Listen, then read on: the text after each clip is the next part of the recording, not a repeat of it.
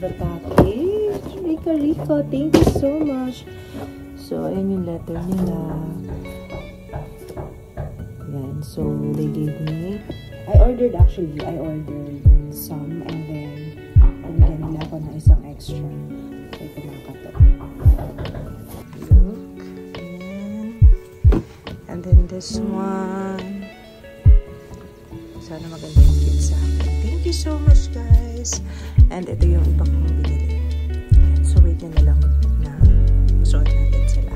So, meron tayong event na pupuntahan later. Modern parenting sa Glorietta. And I was thinking ko ano yung susuot natin, guys. Ito yung isip ko with this one from Rico Studio. Tapos, yung pambaba,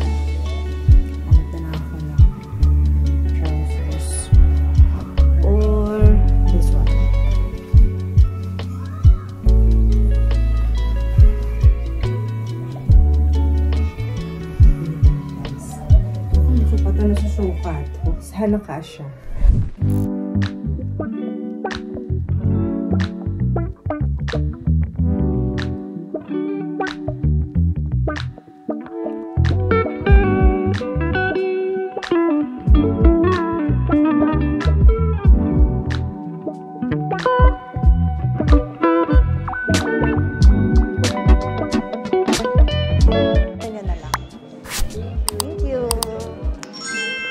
So we're here sa Modern Parenting event at Glorietta 2 and mamaya lang guys ay aakyat na tayo sa stage for the proper interview.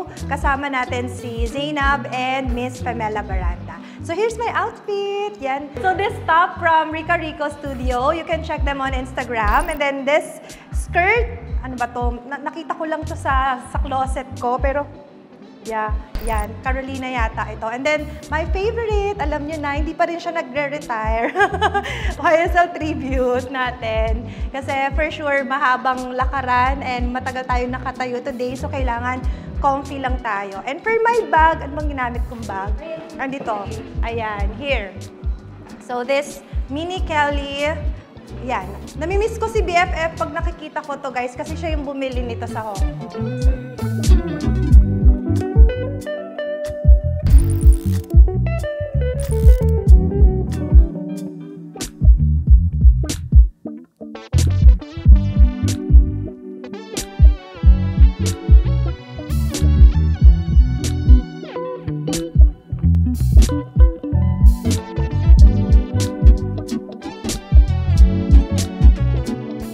Sabi niya sa akin, Mami, pwede bang dalawang profession? Sabi ko, yes, ano yung gusto mo? Ano yung isa? Aside from being an engineer, ano yung isang profession na gusto mo? I want to be a YouTuber, sabi niya. Ayan na. So sabi ko, bakit mo gustong maging YouTuber? Ano yung gusto mong ipakita sa mga tao? So yun naman in-explain ko sa kanya na being a YouTuber, hindi lang dahil because you want to gain subscribers, or you want to have views, but yes, dapat you have this certain niche or you have this certain parang ano yung gusto mong ipakita sa mga makakapanood sa'yo.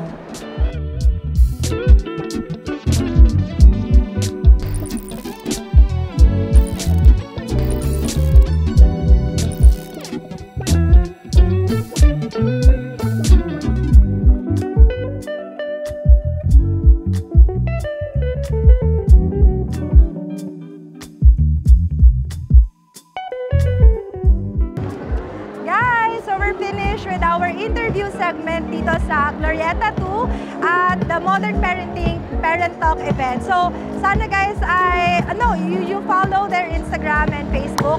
Marami tayong mga matututunan na mga lessons in life, especially in dealing with our kids. So, ayan guys, Zainab is here. Let's go. Sorry.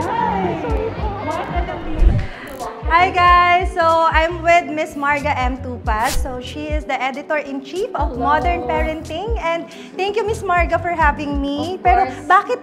No, actually, kakatapos lang namin ng parent talk. And we're here backstage now.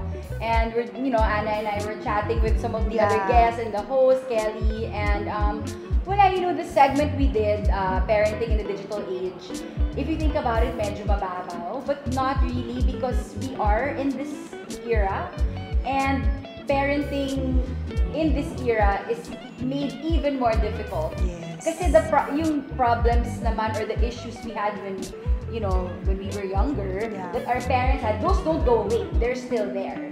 Except that now we have the added pressure of the digital space for our kids. But I believe na meron din namang pros ang social media, like getting your word across when you want to promote something. That's why I thought of Anna to join us in this segment because she ran her business and the success of your business really was attributed a lot to social media. Yes. So, while there are cons, there are also pros and she was able to explain that naman earlier. So there. Thank you.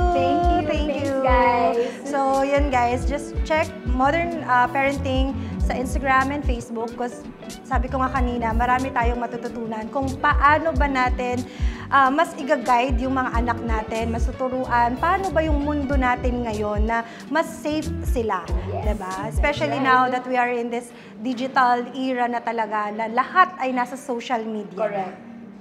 Okay, thanks Anna. Thanks guys.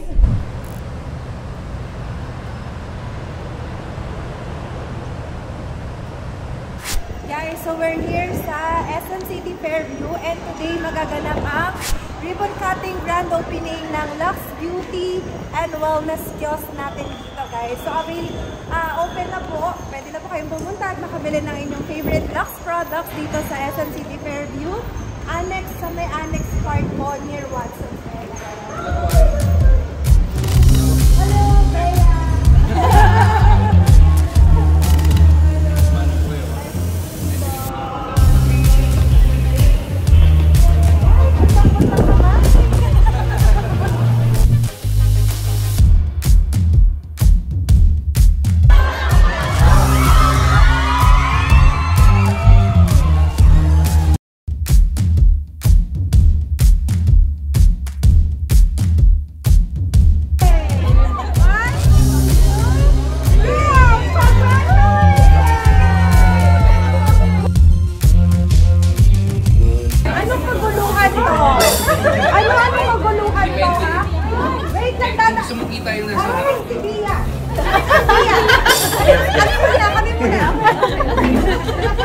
Guys, Dominic Roque is now part of Lux Beauty! Thank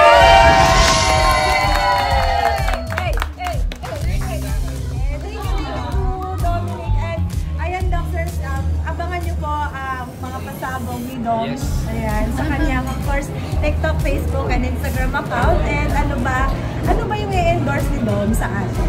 So, abangan nyo yan, Luxers.